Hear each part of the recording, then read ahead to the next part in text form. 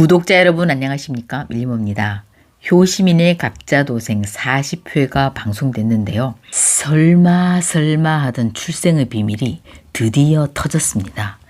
지난주 최맹희는 태민과 태호가 서로 적이 되어 싸우자 이 싸움을 막기 위해 결국 오랫동안 마음속에 간직하고 있었던 출생의 비밀을 태민에게 털어놓게 됐는데요. 태민아, 태호 네 진짜 동생이야. 너희 둘은 형제야. 이 충격 엔딩 장면에 안방 극장의 시청률이 고공행진했습니다. 이어 40회는 왜 태민이 장숙향 강진범의 아들이 될 수밖에 없었는지 최맹희의 이유가 설명되며 시작됐는데요.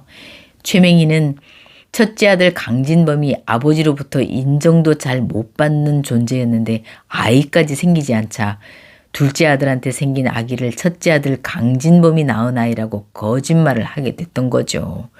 다시 말해 큰아들이 위신을 세워주기 위해 둘째한테 네 아이를 주라고 압력을 준 거죠. 아마 강근만이나 최명희의 성격으로 봐서 아들이나 며느리들이 그 뜻을 거역하긴 힘들었을 거라고 봅니다. 사건의 전말을 들은 태민은 괴로운 마음에 회사도 가지 않고 연락 두절한 채 작은어머니 서민정이 운영하던 갤러리로 찾아가 두 분이 사진 앞에서 무릎을 꿇고 죄송합니다를 연발하며 오열합니다. 결국 자신을 키워준 부모가 낳은 부모를 죽인 꼴이 됐으니 태민은 과연 어디에 서야 할까요? 태호는 태민이 회사도 나오지 않고 연락이 닿지 않는다고 하자 왠지 신경이 쓰입니다.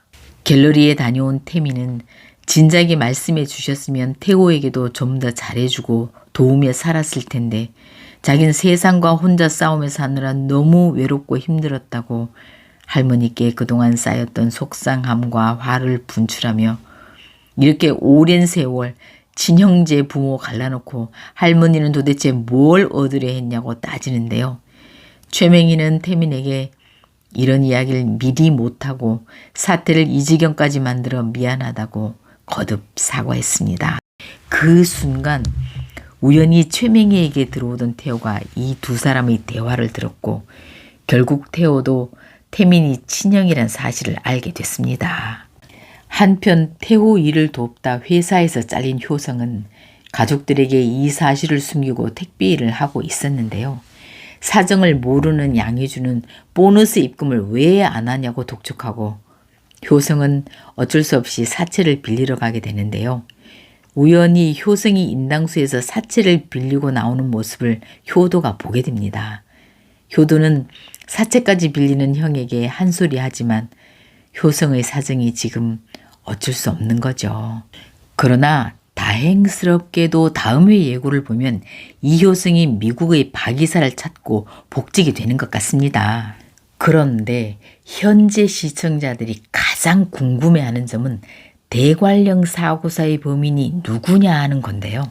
강진범은 엄마한테 끝까지 나는 안 죽였다고 하다가 아들 태민에겐 사실 죽이려고 쫓아갔던 건 맞다 하고 거기까지는 시인했는데 절대 죽이지는 않았다고 하니 아닌가 보다 싶은데 엄마 최명희는 또 아들의 범행 장면이 담긴 블랙박스 영상 자료까지 있다 하니 또 죽였나 싶기도 하고 도무지 감을 잡을 수가 없는데요.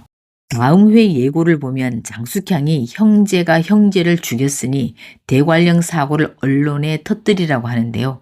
이걸 보면 장숙향의 생각엔 강진범이 강준범을 죽였다는 거네요. 이거 빨리 진실이 규명돼야 할 텐데요. 그런데 다음 회에 장숙향이 그렇게 자신의 입에 혀처럼 움직이는 염전무에 따귀를 때리는 장면이 있는데요. 왜죠? 염전무가 뭘 잘못한 걸까요? 효심 집에선 효준과의 하룻밤으로 임신한 미림이 의천빌라로 찾아오자 선순이 몸져 눕고 효심은 결국 선순을 대신해 카페를 보게 되는데요. 효심을 보기 위해 카페로 온 태호는 서빙을 도우며 즐거운 시간을 보낸 후 의천빌라로 함께와 할머니한테 올라갑니다. 한편 태호는 장숙향을 구속시킬 증거를 마련해 나가는 중인데요. 먼저 장숙향이 매수한 장학재단의 회계 직원에게 장숙향과 염전무가 시켜 운용금을 태호 이름으로 된 페이퍼 컴퍼니에 이체하고 있었다고 말하는 걸 녹취한 후에 그리고는 자신이 또다시 구속되면 일주일 내로 페이퍼 컴퍼니에 들어온 돈을 숙향의 계좌로 이체하라고 지시합니다. 또한 며느리 노릇을 자처하는 미림은 생사도 모르는 사람을 제사 지내는 선순의 모습을 보고 효심 아버지 찾는 일에 발벗고 나서게 되는데요. 아마 미림 덕에 곧 효심 아빠가 등장하게 되는 것 같은데 도대체 자식 넷을 버리고 이제야 나타난 효심 아빠의 비하인드 스토리가 뭘까요? 뭔가 온 가족이 받아들여질 만한 이유가 되려면 기억 상실증에 걸려 못 왔다 정도가 가장 유력할 것 같은데 진짜 궁금하네요. 주말 연속극은 대체로 권선징악 해피엔딩으로 훈훈하게 마무리되는데요.